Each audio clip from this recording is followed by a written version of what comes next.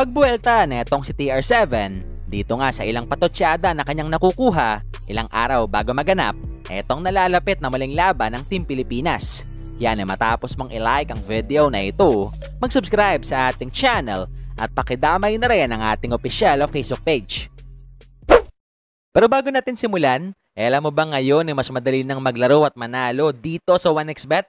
Especially na pwede ka nang mag-cash in at mag-cash out through GCash. Kaya naman i-click lamang etong link na nasa comment section ng ating video at gamitin ang promo code na BGS2 upang makasali. Isama pa natin na pwede mo na rin i-download etong kanilang official app para sa mas malalaking papremyo na nag-aantay sa'yo. Kahapon nga mga bulero, maraming Pinoy fans ang talagang na-hype dito sa ginawang open training ng Gilas Pilipinas. Especially na posibleng ilang araw na lang, lumipad na patungo sa China etong mga bata natin para nga sa magaganap na Asian Games.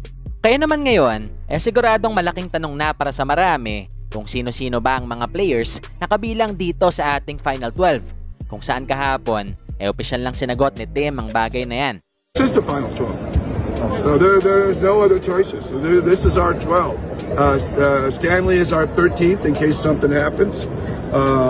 He's been very, he's sacrificing himself coming in here and working with us, even though he doesn't have a spot on the team at this point, unless something, God forbid, happens to one of the players.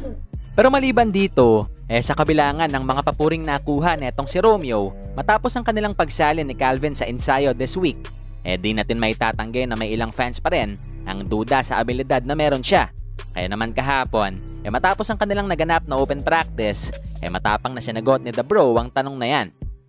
Sana ako sa kailangan so I guess yung experience ko before bata pa ako, hopefully madala ko at makatulong ako sa team natin.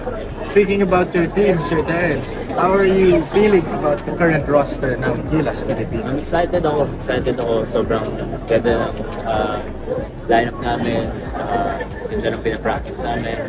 Kahit na konti lang yung time namin, I'm sure ibigay namin yung best effort namin.